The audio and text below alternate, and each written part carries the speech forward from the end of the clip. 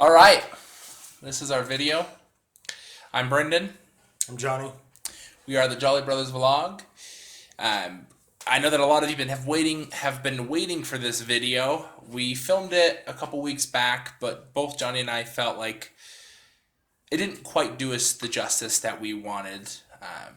It didn't quite give us the results that we were looking for in our video. Yeah, we also had a lot of difficulties in the actual recording of the video. There was a couple of interruptions and a couple of memory card issues and some lighting issues and stuff. Yeah. So we just decided to redo it. Exactly. So we just kind of wanted to make it a little bit more intimate, a little bit more personable for us as well as for the viewers that are watching, because I'm sure there are a lot of people that have questions and kind of want to know our standpoint. And we're definitely going to do a follow-up video as well, so don't think this is going to be the only video. We'll do another one because we won't be able to get all in one video, obviously. But with that, we'll jump right in. Obviously, from the title of the video, you know that we've left the Church of Jesus Christ of Latter-day Saints. And there's many reasons as to why I've left. And I know there are many reasons as to why Johnny has left.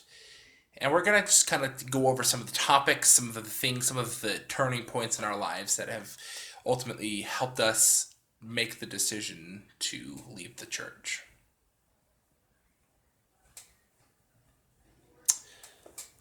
So Johnny, you want to start or? Sure. Okay, that's fine. I mean, we can. Well, basically, I just wanted to be a little bit informal. Like, we can both talk. I don't want it to be like me talking and then you talking and then me talking. So we'll just sure. Yeah. So I guess I'll start out with like kind of a summary of life in the church, and this I guess pretty closely relates to Brendan. And we both grew up in the church. We were both born into it. Our parents, were LDS, and obviously, we were raised up, went to church every week with our family, and I think both Brendan and I received a lot of gratification, a lot of happiness from the time that we did go to church. Sure. Going as a family, going as growing up, it wasn't there wasn't any like sort of animosities there. Absolutely. It was like something that we both enjoyed thoroughly, something that we both believed thoroughly, and something that brought us a lot of happiness, brought us a lot of tools and skills to be successful in life and be successful with other people. And so we both were raised in that background of living in Utah, in the Salt Lake Valley. Is a lot different than living as a Mormon anywhere else in the world. It's kind of the central hub. It's where the prophets of the church live. They live here. This is where the general conferences happen. This is where pretty much everything goes down. And how many temples are in Utah now? I think it's like 18, 17 or 18. I don't know. If you know the correct answer, leave in the comment section. Yeah, there's a lot of temples in the Utah Valley alone. You can drive 15 minutes in any direction, no matter where you live in the valley, and you'll find a temple. For sure. So, I mean, it's definitely a huge central hub. It would be like the heart of Mormons. It's the headquarters. It's the headquarters. It's the headquarters. Salt Lake City is the headquarters for sure. So there's a heavy culture in Utah, heavy Mormon based culture in Utah. Influence, yeah, especially. That's the word I was looking for. So we both loved the church. We both loved the people that we dealt with growing up and everything. And it was a great way to be raised. It's a great way to teach. That my family taught that his family taught morals. We learned what's basics of good and bad and what's exactly. Yeah, and that's a lot of the Mormon beliefs is what's right and what's wrong. Absolutely. I mean, growing up, and I agree with what Johnny said, growing up, definitely felt like it was true, definitely felt like it was where I needed to be in my life.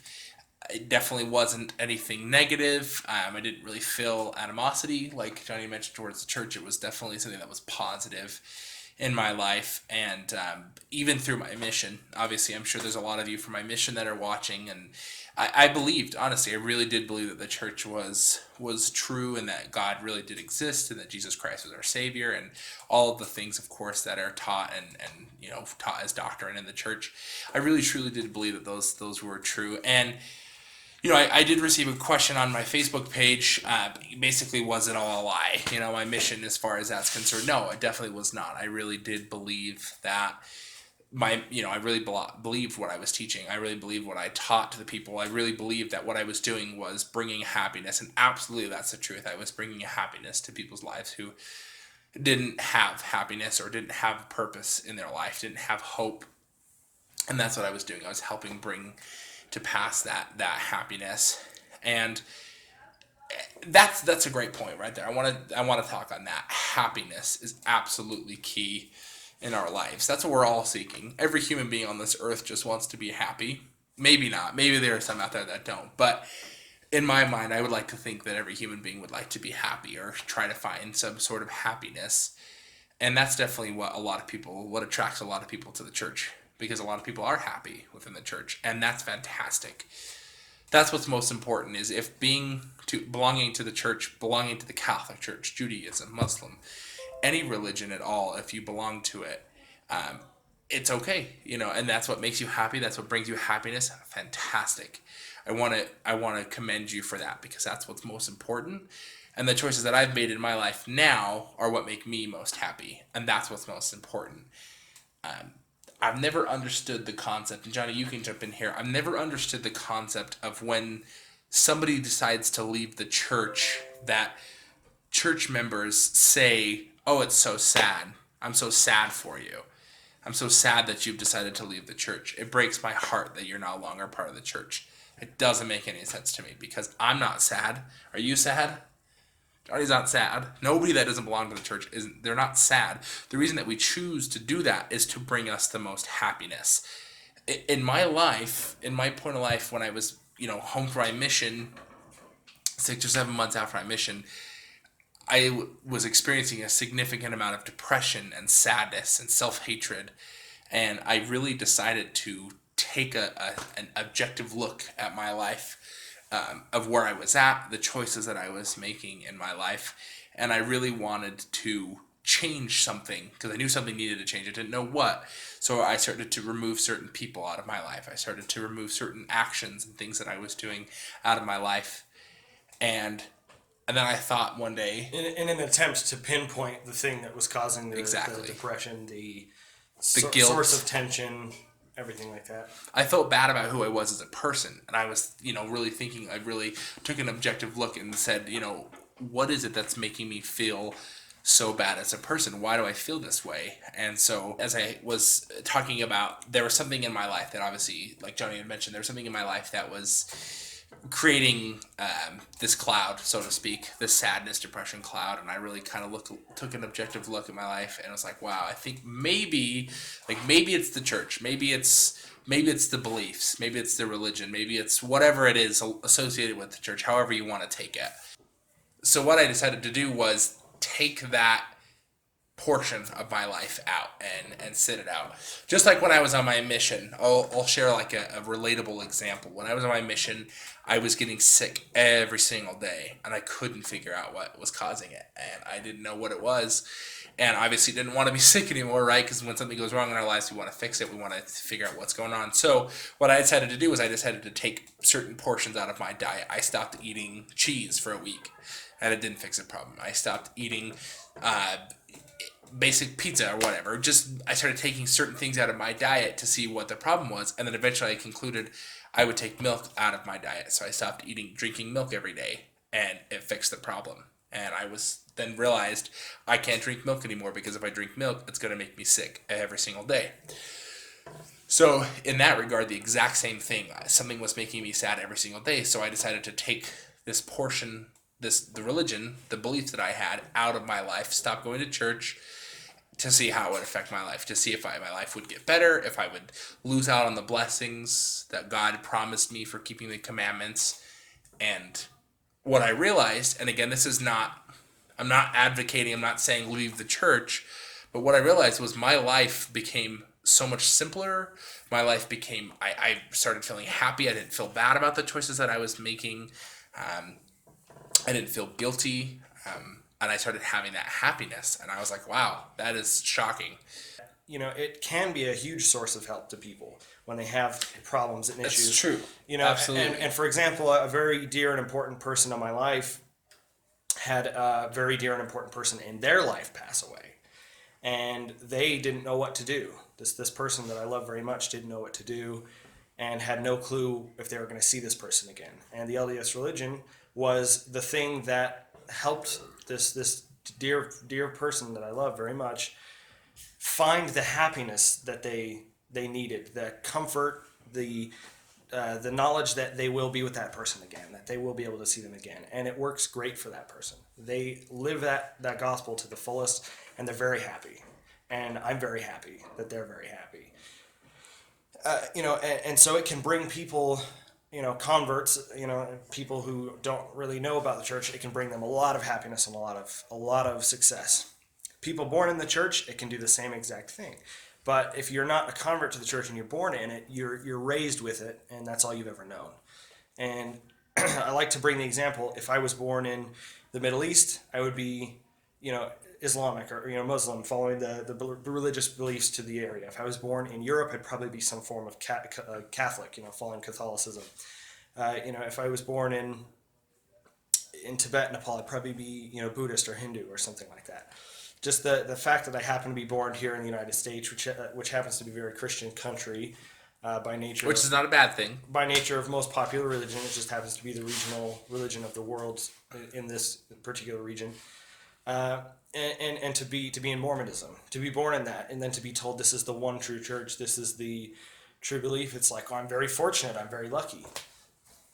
But then, as Brennan was saying, that brings a lot of pressure that if you leave this, you're lucky enough to be born into it. You're lucky enough to be, to convert into it. It's the one true religion. It's the true word of God, and restored back on earth. Then you're told if you leave that, you're leaving basically eternal happiness, and that's a huge weight to carry for somebody who is struggling with the decision to leave the church, or really to have any kind of major change in life. To have that heavy pressure set that, that if you leave, you're going to be eternally, regretful of your decision. Exactly, yeah, and that's the thing is, and like Jonny said, isn't taught outright that you can't experience happiness, but it's that pressure. It's basically they focus on, and those that are raised in the church know, that's what's taught. Happiness only can exist when you're live with God for eternity in the celestial kingdom, which is, those who aren't Mormon, if you're interested, look up the information, but you can only experience the true form of happiness, true joy. I was going to mention that. The church will use tactful definitions like there is eternal happiness or true happiness, and then there's earthly happiness. And the thing too is, and that's the thing is, like when you're doing something good within the religion and you're really keeping the commandments and you're feeling that happiness, that's taught to be that eternal happiness. It's taught to be that's the happiness that you're going to experience in the afterlife. That's the happiness you're going to experience when you're with your family for eternity and God for eternity. But if you're not keeping the commandments of God, if you experience any form of happiness, that's not real happiness. It's not eternal happiness. It's not eternal joy. It's not real, because it's only temporary, because Satan has just... Anyways, so that just brings up a whole nother topic of things. It's a big topic. And that's another thing, too, that I've never really been able to comprehend, that people within the church, when somebody decides that the church is not for them, and they decide to leave the church, they then say, well, Satan's leading them away. I even personally thought that, well, Satan's just tricking them. Satan's just, pulling them away from the church, pulling them away from true happiness. And people think that it's easy. People figure, well, they're just choosing the easy way out because it's easier to live in sin than it is to live a righteous life. Well, I hate to break it to you. Everybody sins. Everybody does things wrong. Like, there have been tons and tons and tons of people that I've encountered, hundreds, if not thousands of people that I've encountered throughout my experience on my mission, before my mission, post mission, that have been members of the church and still do shit wrong on a daily basis. But the only difference is I don't feel bad about the shit I do. I don't feel bad about cracking open a beer and drinking it. I don't feel bad about that. But if I belonged to a religion, or I belonged to a religious sect, whether it be the Mormon Church or the Catholic Church or Muslim or Jewish, doesn't matter, and I did something that was against God's views or God's beliefs, I would feel bad about that because I didn't want to disappoint God, this figure who thinks very highly of me. I think it's important to mention also what Brendan is saying, what he just said, is not to say that leaving the church gives you no conscience and you become, Numb a to the sociopath. world. Yeah. And you have no conscience and you're like, oh, well, I'll drink a beer, I'll kill somebody, I'll rape somebody. That is not in any way what Brendan is trying to say. And I'm saying this now because I want to clarify. So That's going to be, yeah. So people don't get the wrong impression. All Brendan is trying to say is, because there's two kinds of morals, I think. There's like the golden rule, which is, do unto others as you'd have them do unto you, general, share kindness and share love, with everybody in every endeavor. And, that's pretty much the golden rule. Don't, break societal standards, like don't steal, don't kill, that sort of thing. And then there goes into a deeper level of religious morals, which is certain things like no hot beverages, no alcoholic beverages, no smoking, drugs, and that sort of thing. And obviously the law kind of coincides with some of those factors. But, on some of the things, like drinking, for example, Brennan brought up the example. He's of legal age to do so, and when he partakes in that activity, he doesn't feel a sense of guilt where he would normally feel, because it's not something that he has a penalty system for. Because Brennan still has great morals. He's one of the nicest human beings I've ever met in my life. He's very kind. He's very charitable. And anybody who's ever spent 5 minutes with Brennan knows that. Whether he was in the church or not in the church, you spend 5 minutes with him and you just know that he's a really, really profound individual. And it's that kind of, it's separating that out into to say, Brennan still has a conscience. He still has great morals. He's one of the most charitable persons I know. He's always helping out the community. He's always helping out those in need. He's always doing the best that he can through his job, servicing through people. That's what I do for a living. I literally help people all day long. He's a customer service representative for a credit card company. He is probably, in my opinion, of course, he's one of the best employees there, because I know his work ethic and I know the kind of person he is. And he doesn't mess around when it comes to other people's happiness and other people's livelihoods. And that exactly, and that's one thing that I want to touch on specifically, and those that are watching this right now that are still within the church, if that's what truly makes you happy, if you're able to look objectively at your life and say, being a member of the Church of Jesus Christ of Latter-day Saints, fill in any religion you want, Catholic, Muslim, Jewish, Buddhist, any of those, if that's what makes you most happy and that's what brings the most satisfaction out of life, fantastic. That's what's most important. Me choosing to leave the church is what has brought me the most happy satisfaction I've ever experienced in my life. I didn't think that I could experience happiness out of the church. I didn't think that it was possible, because that's how I was raised. I was raised that it's not possible to experience happiness when you're not keeping the commandments of God.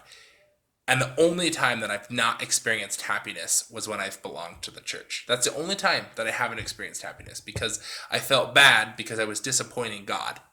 I was disappointing my leaders. I think what you mean to say is like happiness within yourself and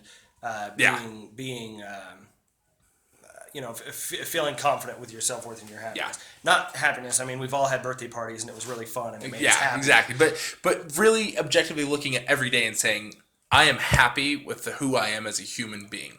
That's what I mean. And I think it's important to add also, whether you belong to Catholicism or whether you belong to the LDS faith or any religion, no religion is wrong.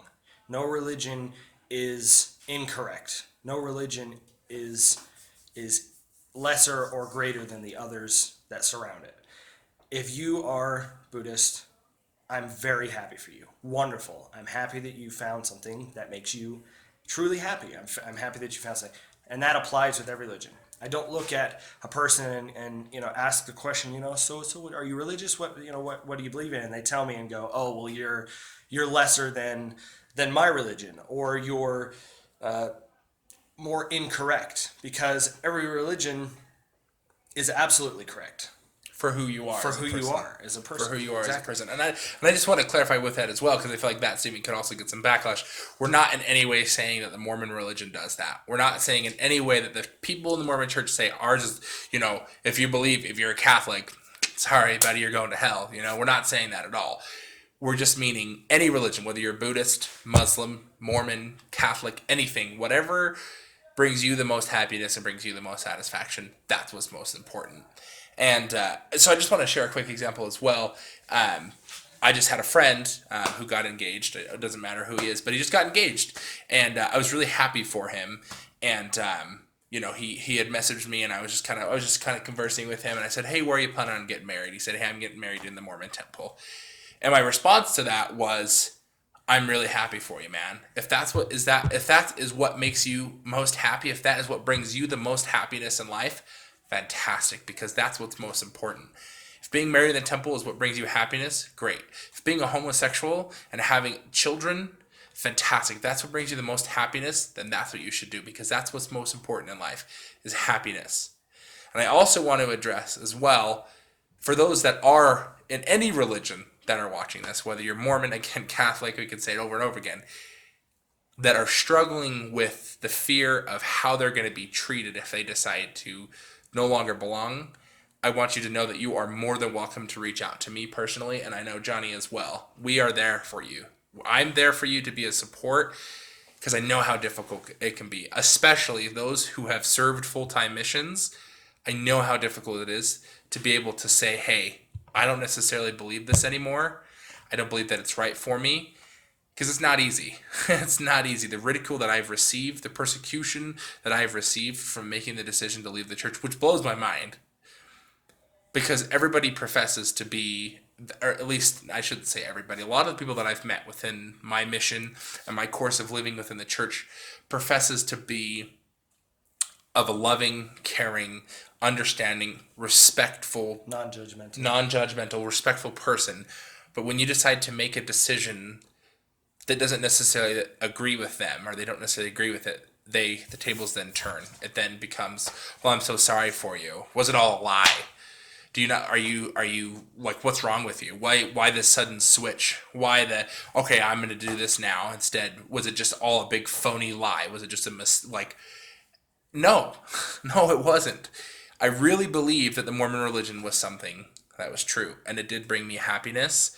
But then it came to a point where I needed to figure out for myself, why am I not happy? And I needed to figure out what was going to bring me the most happiness. And this is the choice that I've made that has brought me the most happiness. And even though it hasn't been easy, even though it's been difficult, and there have been hard days where I have argued and tried to protect my name as best as I can, it's not easy. But at the end of the day, I know that me being a person is what makes me happy, and being who I am as a person, whether somebody disagrees with that, that's what's most important. I think it's important to add also that if there are any viewers watching this that are struggling with the possibility of leaving their faith, or the possibility of joining a new faith, I think it's extremely that can be said both ways. Yeah, it goes both ways. Joining a religion is something that's very difficult to do. You have to change everything about your life, and you have to really have an inner change of heart to be able to live out those expectations that the religion holds for you, and in turn also leaving. It's a huge change, so it goes both ways. If there's anybody who's struggling with that, I strongly encourage you to do your homework. And what I say when I mean this is, we're talking about eternity here, right? This is no joke. If there is a God, if there is a true faith, and we are going to live for eternity in all glory and happiness, that is a huge thing that should not be taken lightly. And if you're thinking about joining it, do your homework. Pray. Read the documentation that the religion follows. Read what people have to say online, talk to people in person, read books, go to a library, find out as much as you can, because this is eternity we're talking about here, right? Obviously, it's extremely important. And also the same with leaving. If you're thinking about leaving, give it another chance. And I'm not saying you have to put yourself through any kind of sticky situation or something that's going to be too difficult for you to do, but I strongly encourage you to give it your all before you make any decisions, because then you will at least be sure that you tried your hardest in your endeavor to do so, to make that decision, to join or to leave a religion or whatsoever. And I think that applies with everything in life. I think if you're going to go on a mission for 2 years, or if you're deciding to move to Germany, or if you're deciding to, having a family, having a child, you're going to want to do as much research as you can, find out as much as you can, talk to as many people as you can, to get the proper guidance and inspiration and knowledge that you're going to need to successfully take out that endeavor.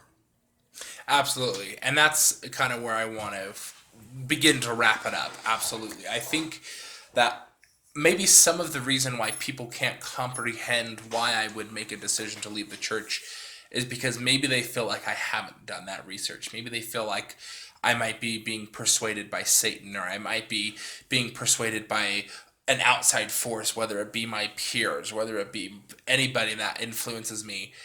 I have done my personal homework and my personal research since leaving the church. When I was thinking about deciding to stop going to church, I did. I absolutely gave my all. I prayed every day. I read the scriptures every day. I was meeting with my bishop, for those of you who know a lot about the church. I was meeting with my bishop on a weekly basis, and I was discussing plans and ways to overcome some of the struggles that I was going through at the time.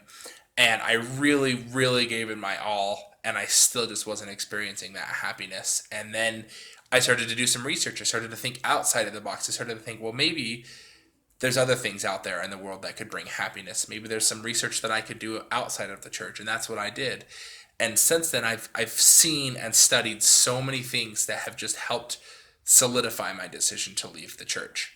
It has helped solidify that, yes, this is the right thing for me to do. This is the right thing that I need to continue to do. And those that may think, well, it's just a phase, they're going to go through it, because most missionaries come home, they leave for a couple months or whatever, and they come back. I'm never coming back. Like, this is a decision that I've made in my life that is irreversible. I really cannot unsee or unresearch the things that I've seen and researched. Somebody really quick that I just want to mention, I really watched a very fascinating presentation by a man named David Fitzgerald. Have you ever heard of David Fitzgerald before? Just out of curiosity. Yeah. Sounds very fascinaning. He gave a presentation at, I believe it's like a Comic-Con type of thing. I don't know, but it's called Skepticon, obviously, those that might disprove it or whatever.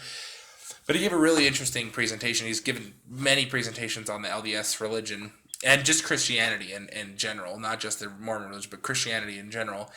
And I watched it was like a 50-minute documentary presentation of him at Skepticon talking about some of the points and research that I have personally done myself, that I was like, wow, that is some more solidification that, yes, this is definitely a choice that I've made in my life. So I'll leave a link in the description down below with that video if you're interested. If you have questions about it, feel free to comment on that video, or, again, personally message me or Johnny. But give it a watch if you want. There's some things in there that really kind of surprised me. Kind of was like, wow, that's pretty crazy. Didn't know that happened. But anyways, there's just some answers definitely to some questions that I've had for sure. I think it's important to add. That's becoming my phrase now. I think it's important to add. It's important to add. It's important to add. No, I think both Brendan and myself are very open-minded individuals.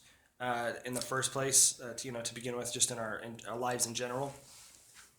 And when Brendan says that he's not coming back, it's something that's a permanent decision.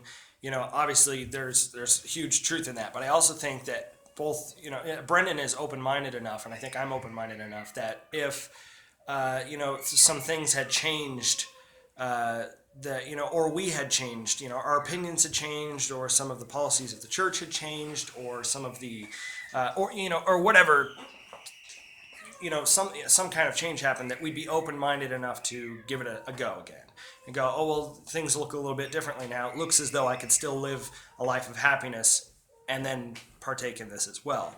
And if both of us, or separately, saw that there was potential to have true happiness and go to church or not go to church or do whatever, that would be open-minded enough to pursue that. Absolutely. Because obviously I don't think I'll ever be going back. Brendan's not going back. But I don't think that's ends all be all. I think that there is a huge, because anything is possible.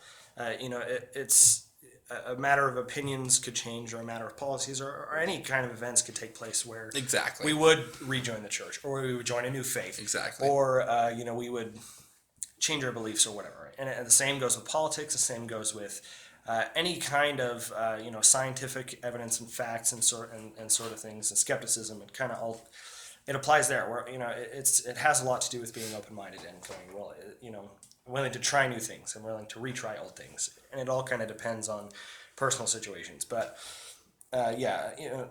absolutely. Yeah, I agree, and I think that's where we'll end this video now. Definitely any questions you have, please leave them in the comment section below, or again, personally message me or Johnny, for those that are seeing this on Facebook. We want you to know, those of you that are our viewers, will take this time to just kind of thank you so much. We almost hit 1,000 views. I don't know if you know this or not, but we almost hit 1,000 views on our channel. So that's awesome. We have 25 subscribers. Thank you so much for those that are watching regularly, those that are watching for the first time. Thank you. We definitely appreciate the support. We're definitely feeling the support on our end. If you haven't already, please subscribe. Watch all our other vlogs if you're interested, definitely. If you have a YouTube channel as well and you're coming across this, hit us up. We'll definitely subscribe back. We definitely are starting to get our name out there, trying to really grow our channel and start making some real content and stuff. So we'll continue to vlog every week as we have. I think this might become once a month type. I want to do at least once a month, or pretty regularly, where we kind of do this sit down, where if you have any questions, feel free to shoot us. We'll come up with some different topic ideas as well to kind of make videos like this. But thank you for the love. Thank you for the support. Again, subscribe, comment, like, all the typical YouTube jabba lava. Share it. Post it. Share it, like Sharon. Share it. But we love you, and thank you so much for the support. Yes. And the care. And we'll see you in the next one. Yes.